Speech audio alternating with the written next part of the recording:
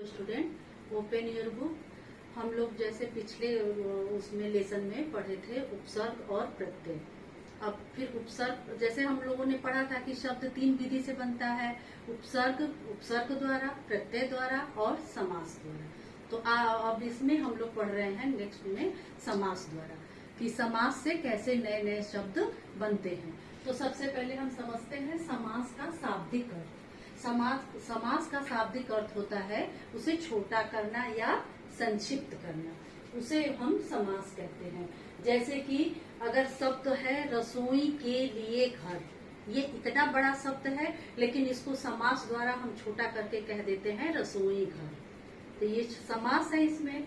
फिर देखिए इसकी परिभाषा क्या हम बताएंगे, दो या दो से अधिक शब्दों को मिलाकर संक्षिप्त करके नया शब्द बनाने की प्रक्रिया को हम समास कहते हैं। और जब समस्त पद को फिर पहले की स्थिति में ला देते हैं तब उस प्रक्रिया को हम समास विग्रह कहते हैं।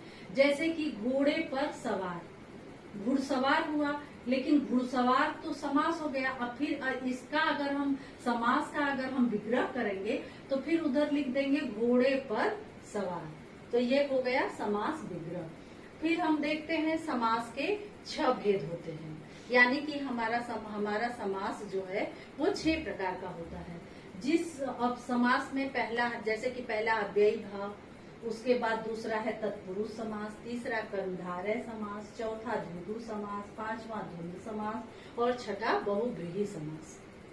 6 समास होता है। पहले हम अव्ययी भाव समास को समझ लेते हैं।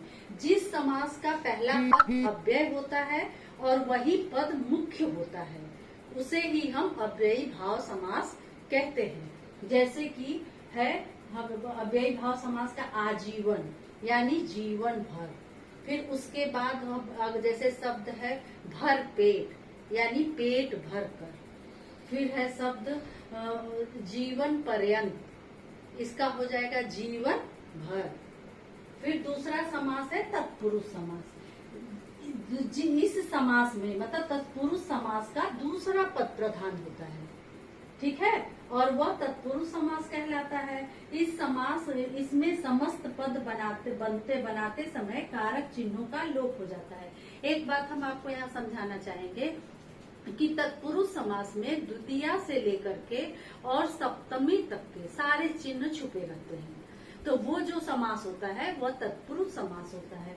यहाँ पे इसकी परिभाषा में यही बताया गया है कि इनमें समस्त पद बनते समय कारक चिन्हों का लोप हो जाता है। यानी जब हम समास बनाते हैं तो बीच में जो कारक के चिन्ह होते हैं उन्हें हम समाप्त कर देते हैं। जैसे कि देखिए यश प्राप्त, इसका शब्द इसका यह है यश को प्राप्त, लेकिन अगर हम इसको समास बनाते हैं तो इसमें से को हटा करके यश प्राप्त कर दिए। फिर उसके बाद हम जैसे कि है कर्मधारय समास, चलिए देखते हैं। कर्मधारय समास क्या होता है, इस समास में दोनों पद जो होता है, समास में 2 पद होता है आपको पता ही है, तो समास का इस समास का दोनों पद विशेषण और विशेष्य या उपमान या उपमेय होता है। तो आप लोग उपमान और उपमेय तो अभी पढ़े नहीं है, इसलिए विशेषण और विशेष्य होता है। तो आपको पता है कि विशेषण और विशेष्य क्या होता है। विशेषण माने किसी की जो विशेषता बताई जाती है और विशेष्य होता है जिसकी विशेषता बताई जाए। तो इसमें क्या होगा, जैसे नील कमल यानी नीले रंग का कमल, रक्त कमल हो जाएगा, लाल रंग का कमल, पीताम्बर पीले रंग का वस्त्र, ठीक है, अंबर मीन्स कपड़ा होता है या वस्त्र। उसके बाद चौथा समास है द्विगु समास। द्विगु समास में क्या होता है कि इस समास का पहला पद जो होता है वह संख्यावाची होता है ना, जैसे पहला शब्द संख्यावाची होता है। जैसे कि हम कह सकते हैं यहाँ पे है चौराहा, 4 राहों का समूह। इसके अलावा हम कह सकते हैं तिराहा, त्रिफला, नवरात्र, कई शब्द हैं। फिर उसके बाद है द्वंद्व समास, 5वां समास है द्वंद्व। द्वंद्व समास में क्या होता है कि इस समास का दोनों पद प्रधान होता है और दोनों पदों के बीच में योजक चिन्ह लगा रहता है। ऐसे चिन्ह लग करके या जो है योजक चिन्ह के द्वारा दोनों पद इसके जो है वह जुड़े रहते हैं और तब यह समास जो होता है यह द्वंद्व समास होता है। जैसे माता पिता, आप देख रहे हैं, लेकिन इसके योजक की जगह पर अगर हम समास का विच्छेद करते हैं तो लिखते हैं माता और पिता। पाप पुण्य, पाप या पुण्य।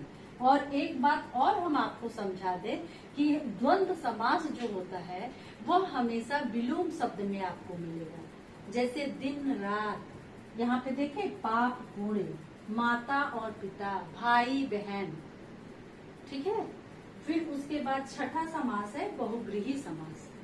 बहुब्रीहि समास का क्या अर्थ होता है कि जिस समास का समस्त पद का अर्थ उसके दोनों पदों के अर्थ से अलग निकले उसे बहुब्रीहि समास कहते हैं। अर्थात जैसे कि समास का जब हम विग्रह करेंगे तो उसके दोनों पद के अर्थ के अलावा, जब दोनों पद अलग अलग हो जाएगा तो उसके अर्थ के अलावा एक विशेष अर्थ की वहाँ पे जो हमें प्रतीति होगी उसे हम बहुब्रीहि समास कहते हैं। जैसे कि यहाँ पे नीलकंठ, तो इसको अगर हम समास विग्रह करते हैं तो यही लिखेंगे ना कि नीला है कंठ, लेकिन फिर उसके बाद इसका होता है अर्थात, जिसका अर्थात शिव। शब्द जैसे है लंबोदर, तो उसका हुआ लंबा है उदर जिसका, तो लंबा है उदर जिसका अर्थात कौन, गणेश। फिर उसके बाद शब्द है एक दशानन, 10 आनन है जिसके, आनन माने मुंह, तो 10 मुंह किसके हैं, अर्थात